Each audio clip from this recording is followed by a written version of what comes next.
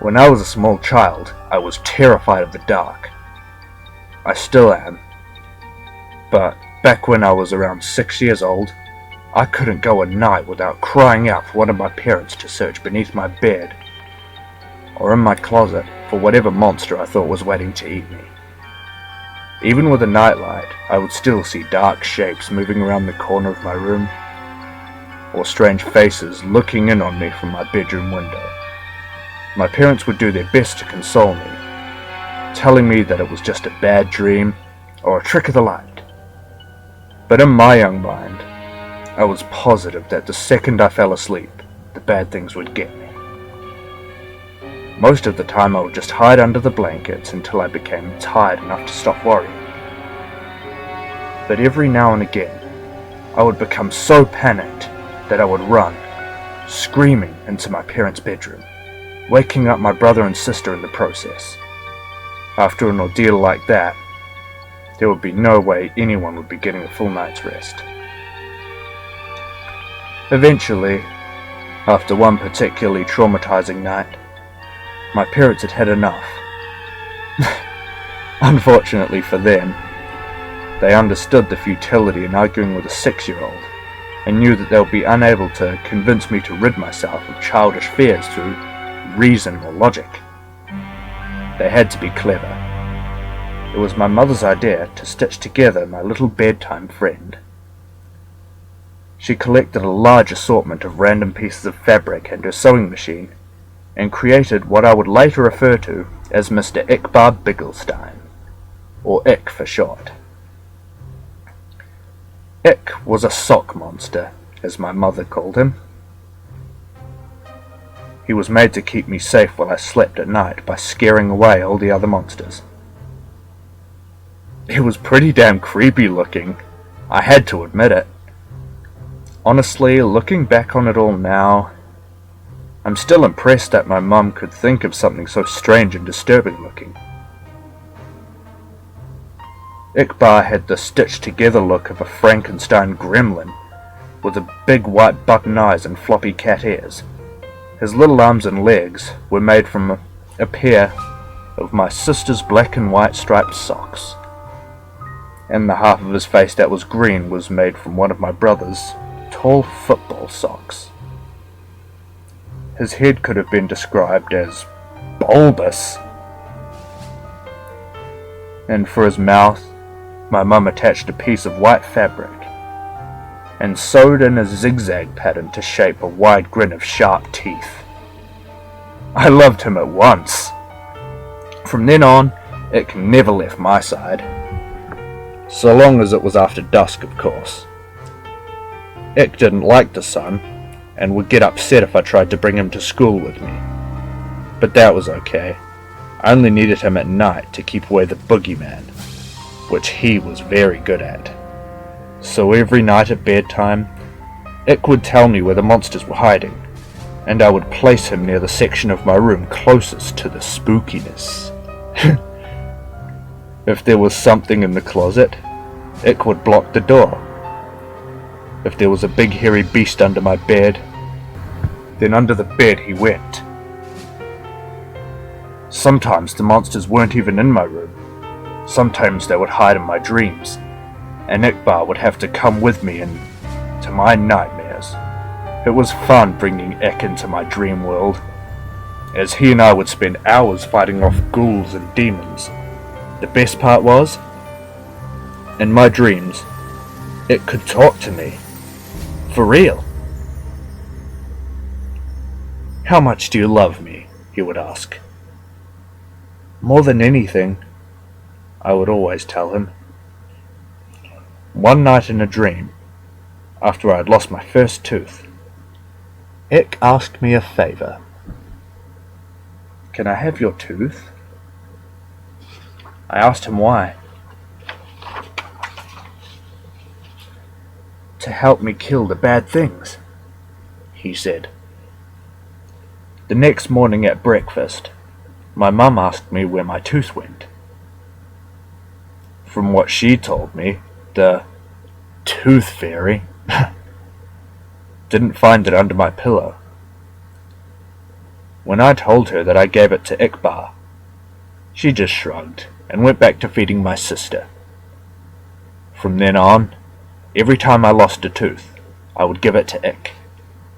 He would always thank me, of course, and tell me that he loved me. Eventually, though, I ran out of baby teeth, and I was beginning to get a little too old to still be playing with dolls. So Ick just sat there on my bookshelf, collecting dust, slowly fading away from my attention. Over time, the nightmares, however, became worse than ever. So bad that they even began to follow me into the waking world, terrorizing every dark corner or rustle in the bushes. After one particularly bad night biking home from a friend's house, where I swore a pack of rabid dogs were chasing me, I got home to find something strange waiting for me in my room. There, on my bed, standing fully upright, in the soft glow of the moonlight from my window, was Ickbarr. At first I just thought my eyes were playing tricks on me again. They had been all evening, so I tried to flick on the lights. Another flick of the light switch, then another, and another, with no change to the darkness. It was then that I started to get nervous. I backed away slowly towards the door behind me. My eyes never left the shape of Ick's silhouette. My hand awkwardly outstretched behind me for the doorknob. I was about to get my ass out of there when I heard the door slam itself shut, locking me into blackness. In nothing but shadows and silence, I stood, frozen in place, not even breathing. For how long I can't say, but after what felt like a lifetime of cold fear, I heard a shrill, familiar voice. You stopped feeding me, so why should I protect you? Protect me from what? Let me show you. I blinked once and everything changed. I wasn't in my bedroom anymore. I was somewhere else. It wasn't hell, but the comparison wasn't far off.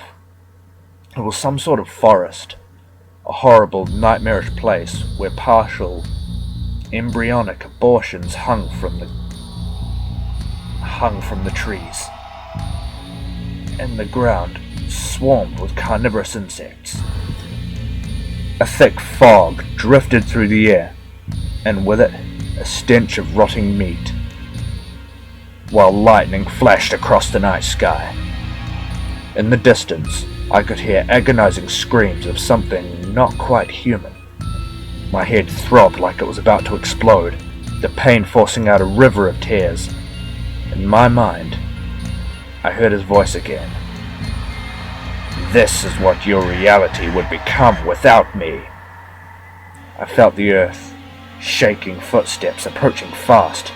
I'm the only one who can stop it! It was behind me now, huge and angry, hot breath across my back. Bring me what I need, and I will! I woke up before I could turn around. The following day, I raided my parents' closet for my brother's baby teeth, giving them all to Ickbarr. Almost immediately, the night terrors ceased, and I was more or less able to go on about my life as normal.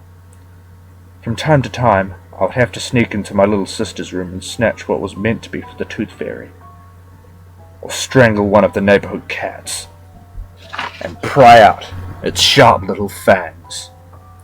Anything to ward off the visions, anything from a shark tooth necklace to a rotten tooth from a dead horse's head. I also began to notice that Ick would move about my room whenever I left for any length of time, rearranging my stuff and hanging additional curtains. He was even beginning to look more lifelike somehow. In the right light, his teeth would glisten, and he was warm to the touch.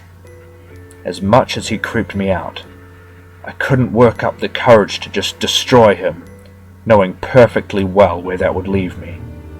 So I went on collecting teeth for Ick. Throughout all of high school and college, the older I got, the more things I would learn to fear, the more Ick would need to keep me safe. I'm 20 years old now, with a decent job, my own apartment, and a set of dentures. It's been almost a month since Ick's last meal, and the horrors are starting to crowd around me once more. I took a detour through a parking garage after work tonight. I found a man fumbling with his car keys. His teeth were stained yellow from a lifetime of cigarettes and coffee. Even still, I had to use a hammer to get them. When I got back to my apartment, he was waiting for me. On the ceiling, in the corner, 2 wide eyes and a mouth of razors. "How much do you love me?" he asks. "More than anything," I reply, taking off my coat. "More than anything in the world."